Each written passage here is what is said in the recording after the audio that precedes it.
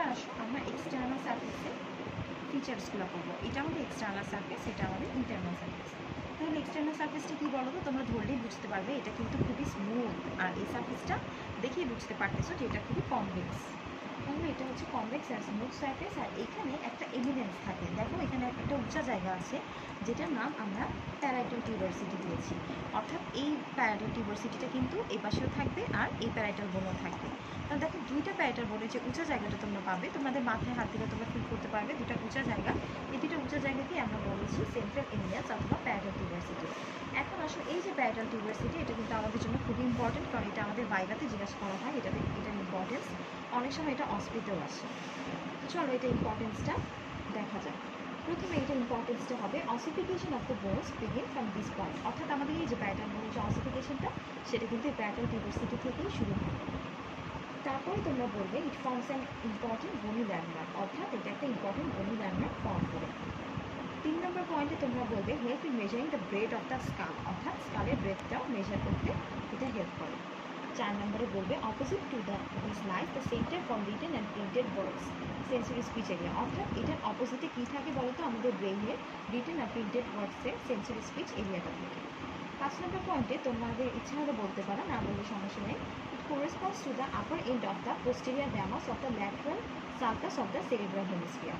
তাহলে এই 5টা পয়েন্ট আমাদের জন্য খুবই ইম্পর্টেন্ট, কারণ এটা আমাদের ভাইভাতেও জিজ্ঞাসা করে, অস্পিতেও আসে। এবার আসো ফ্রন্টাল বোনে আমরা যেরকম টেম্পোরাল সারফেস পড়েছিলাম, এখানেও কিন্তু সেরকম টেম্পোরাল সারফেস আছে। আর এখানে তোমাদের টেম্পোরাল সারফেসের যে সুপিরিয়ার ইনফেরিয়ার যে লাইনগুলো, এগুলো কিন্তু তোমরা আরও ভালোভাবে বুঝতে পারবে। তো আসো টেম্পোরাল সারফেসে আমরা দুটো লাইন পাবো, একটা হচ্ছে সুপিরিয়ার টেম্পোরাল লাইন, একটা ইনফেরিয়ার টেম্পোরাল লাইন। তো আগের মতোই সুপিরিয়ার টেম্পোরাল লাইনে অ্যাটাচমেন্ট তোমাদের জিজ্ঞাসা করা হবে, তখন বলবে টেম্পোরালিস ফাসা, আর ইনফেরিয়ার টেম্পোরাল লাইনে অ্যাটাচমেন্টে বলবে টেম্পোরালিস মাসেল। এবার আসো আমরা ইনার সারফেসে যাই। তো ইনার সারফেসে আমরা এখানে কী পাবো, ইনার সারফেসে আমরা ফ্রন্টাল বোনের ক্ষেত্রে যেরকম পেয়েছিলাম কিছু রাফ থাকে এই জায়গাটা। তো রাফ কেন থাকে? Rough due to impression from the cerebral gyri. যারা এখন আমার ফ্রন্টাল বোনের ক্লাসটা দেখেনি তারা দেখে আসতে পারো, ওখানে আমি বলে দিয়েছি যে সেরিব্রাল জাইরি জিনিসটা কি, ওখানে আরও ভালোভাবে বর্ণনা করা আছে।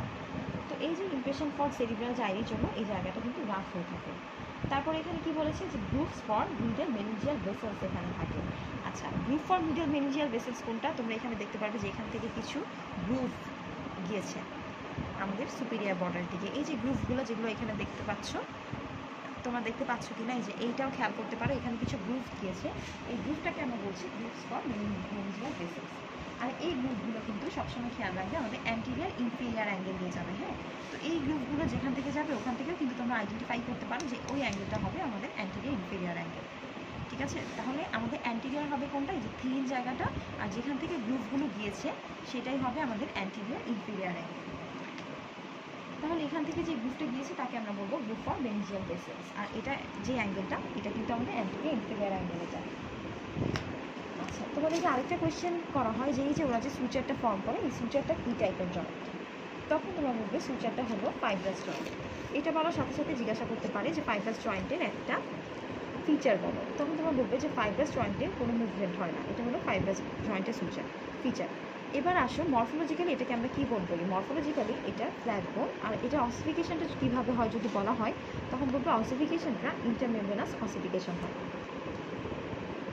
এবার আসো আমাদের এখানে একটা সালকাস আমরা পাবো। হ্যাঁ, এই সালকাসটাকে আমরা যেরকম ফ্রন্টাল বোনে আমরা সালকাস পেয়েছিলাম, এখানেও সেরকম সালকাস আছে।